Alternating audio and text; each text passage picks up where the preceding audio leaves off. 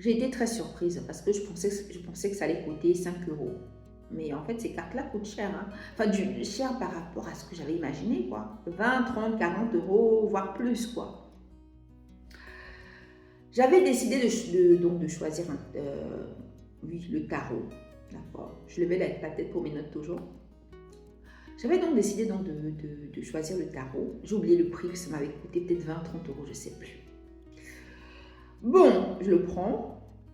Ce qui représentait une somme pour moi, hein, à l'époque, parce que bon, 20 euros, c'est 20 euros. Et surtout en fonction de ton niveau de vie à un moment donné, ces 20 euros, ça peut plus ou moins représenter. J'achète les cartes et je me dis donc, je vais donc m'entraîner. Je suis donc allée sur un groupe Facebook où les gens, un autre groupe Facebook, hein, et aussi celui-là, le même aussi, où on m'avait appris à tirer les cartes, j'étais dessus, et il y a un autre groupe Facebook, notamment français aussi, cette fois-ci, où j'ai proposé aux gens de tirer les cartes pour eux gratuitement. Mais, en échange, ils devaient me dire si ce que je voyais était correct ou pas. D'accord. Par contre, moi, ce qui était très important pour moi, c'est que je voulais être la voyante de mes rêves, c'est-à-dire celle qui ne pose pas de questions. Oui. C'est-à-dire, tu viens, tu me dis, bon, je ne sais pas, moi, je pense à une fille, pour un homme qui peut venir, un homme pouvait venir m'écrire par message sur Messenger et me dire, je pense à une femme. Est-ce que cette femme et moi, bon, on a un avenir ensemble? Par exemple, je ne demandais pas le vrai nom de la personne, je ne lui demandais pas. Alors, le nom que je vois, c'est vraiment le tien ou pas? Non. Comment s'appelle cette femme? Non. Tu as quel âge? Non. J'avais envie de travailler sans question. Parce que c'est vraiment un travail de ressenti. Il y a des questions auxquelles je ne répondais pas, comme les filles m'avaient conseillé. Tout ce qui est très délicat, la santé, c'est quand même le plus important dans notre vie. Et voilà. Une personne peut souffrir d'une maladie grave, on ne répond pas à ça.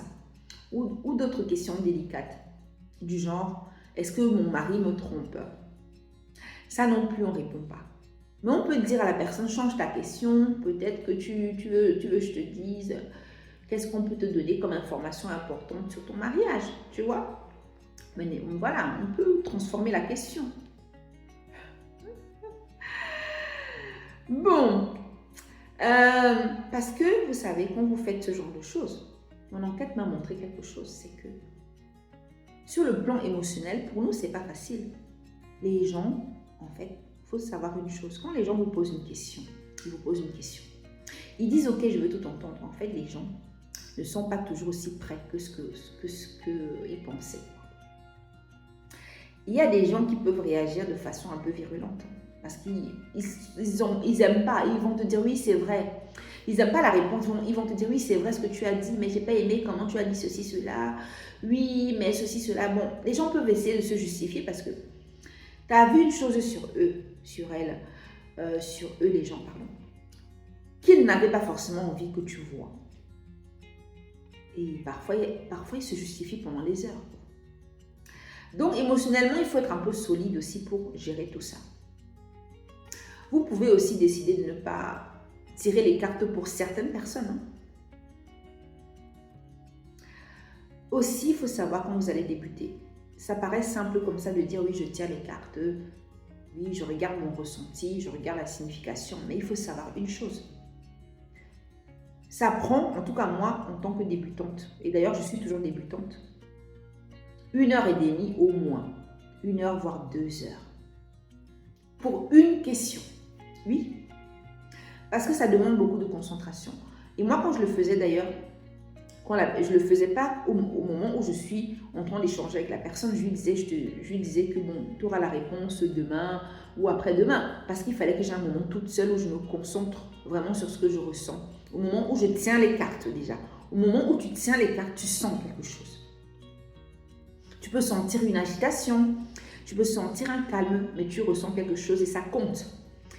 Au moment où tu ouvres les cartes, parce que tu les poses retourner, ou tu les découvres les cartes, au moment où tu les découvres, pardon, tu vois déjà, tu ressens quelque chose. Tout ça, pareil, tu le notes. Et le travail après qui n'est pas simple, c'est d'aller regarder la signification, surtout pour les débutants comme moi qui ne connaissent pas toutes les définitions par cœur. Il faut aller fouiller tout ça. Hein? Il faut vérifier parfois pour 3 cartes, 4 cartes, peu importe. D'ailleurs, le nombre de cartes, si tu peux décider, tu peux dire, bon, cher tarot, pour cette question, je ne prends que 3 cartes. Mais quand tu le dis, parfois tu sens que le tarot veut t'en donner plus. Il faut expérimenter la chose. Parfois tu sens que le tarot ne veut pas te donner 3, mais 1 ou 2.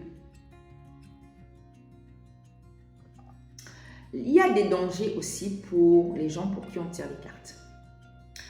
Le danger, en fait, c'est l'addiction. Vous allez voir ça. Et ça, ce n'est pas un débat. On en entend parfois parler des gens qui passent leur temps à appeler des voyantes. Dans mon cas, j'ai pu voir comment l'addiction peut se créer. Il y a des gens, parce que c'est gratuit, ne veulent plus arrêter avec les questions. Donc, quand vous tirez les cartes pour eux une fois qu'ils sont convaincus, parce que par expérience, j'ai vu moi-même que au moins à 90%, voire 100%, c'était correct ce que je voyais. En tout cas, dans les grandes lignes, les gens se reconnaissaient bien dans ce que je disais. Parce qu'il se passe, les gens veulent encore plus. Donc, ce que j'ai commencé à faire, c'est d'alerter les gens, leur dire, je fais qu'une question, pas plus. D'autres personnes attendent. Et pour calmer les gens, j'ai dû leur dire d'ailleurs, bon, maintenant ce n'est plus gratuit. Après plusieurs exercices, peut-être 10 personnes, 15, je ne sais plus. Ça a duré plus longtemps. Je me suis entraînée pendant plusieurs semaines. J'ai dû dire à certaines personnes pour calmer un peu le jeu, c'est que j'ai dû leur dire que c'est payant maintenant et qu'il faut qu'ils fassent un don pour quelque chose qui me tient à cœur. J'avais créé un lien sur l'outil où les gens pouvaient faire un don s'ils voulaient. Et comme ça, je pouvais le donner à une personne qui aurait pu en avoir besoin. Et là, ça a un peu calmé les gens. D'autres personnes étaient quand même motivées, l'ont fait. Il y a une jeune femme qui m'a fait un don au moins, mais il y a des gens qui ne veulent plus trop. Mais avant que je crée ce lien, j'avais dit aux gens que, certes, je tire les cartes, tu me dis si c'est vrai ce que je vois, parce que je suis débutante, mais en échange aussi, c'est bien que tu rendes un service, pas forcément à moi. Ça peut être donner une pièce à quelqu'un dans la rue. Rendre un service, si tu n'as pas d'argent, ça peut être faire la vaisselle pour quelqu'un, je sais pas, mais on peut rendre des services sans que ça soit financier, quoi. Peut-être un ami a besoin que tu l'aides à corriger sa lettre, si tu rédiges bien. Tu peux te rendre utile. C'est important de le dire parce que, vous savez, ça prend de l'énergie et ça doit pas rester gratuit, quoi. Il faut rendre ce service. Ce que j'ai remarqué aussi dans cette expérience, c'est que vous verrez qu'en fait, il y a comme une intimité qui va se créer avec les gens rapidement, mais sans même avoir l'impression d'avoir brûlé les étapes. Vous allez sentir que les gens se sentent proches de vous, se sentent très proches de vous. On apprend beaucoup sur les gens aussi. On sent aussi qu'on crée une confiance. Vous savez, c'est très intime. Les gens vous posent des questions très intimes.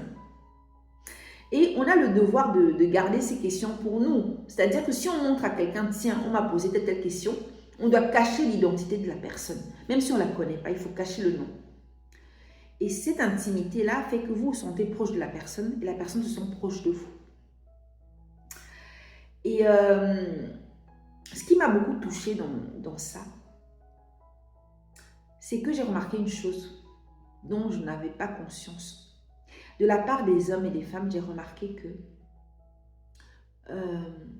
dans cette intimité qui s'est créée rapidement, sans qu'on ait l'impression de brûler les étapes, j'ai remarqué que pour la plupart des hommes et les femmes, le plus important, c'était leur vie affective. Quand ils hésitaient entre deux questions, amour, travail, et que je leur disais non, une seule question, c'était toujours la question affective qu'ils prenaient. Amour, amitié, l'amour revenait beaucoup, du côté des hommes comme des femmes. Et la question qu'on me posait souvent, c'était touchant, c'était « Est-ce qu'il va revenir, mon ex? Est-ce qu'elle va revenir, cette femme ?»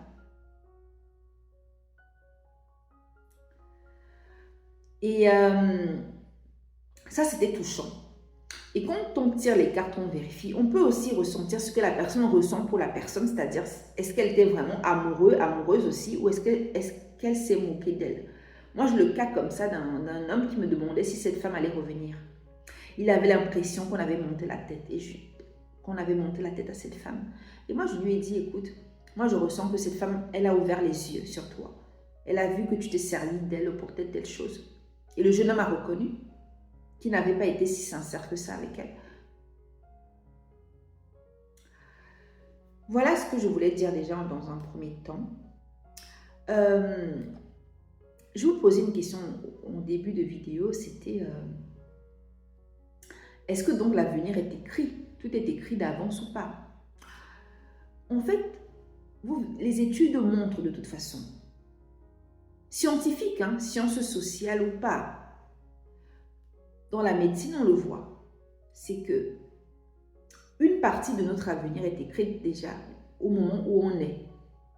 C'est-à-dire que si tes parents sont, moi je ne sais pas, si tes parents ont fait les études, la probabilité pour que tu fasses les études est plus importante que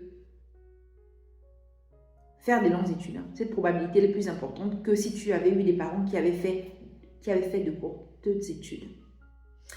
Médecine, si ton père, ta mère a eu telle maladie, la probabilité pour que tu développes cette maladie va être plus importante que si tes parents n'avaient pas eu telle maladie. Donc, voilà, on va être plus sensible, plus sujet à telle chose, en fonction aussi du vécu de notre famille. Rien que le fait d'être une femme ou un homme, d'être blanche ou noire, il y a quand même pas mal de choses qui sont déjà prédestinées, quoi. À côté desquelles tu vas avoir du mal comment dire, des choses que tu vas avoir du mal à éviter, quoi.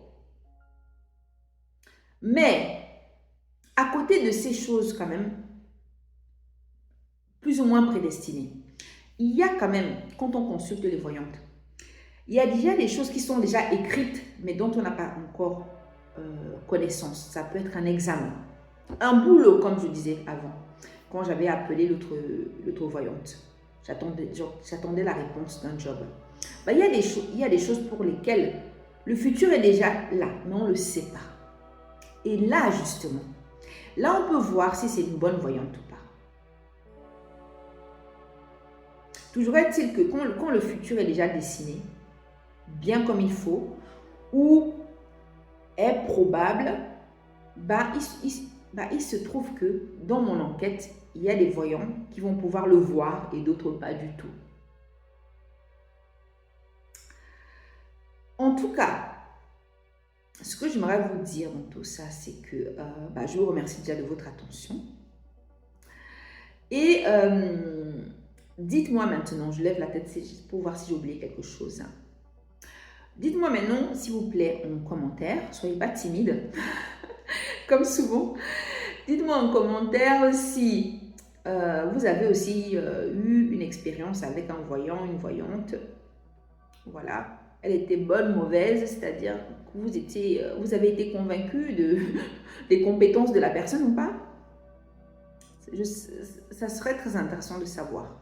Ou toi, est-ce que toi-même tu apprends à être voyant, voyante? Voilà. Et merci beaucoup de votre attention et à très vite.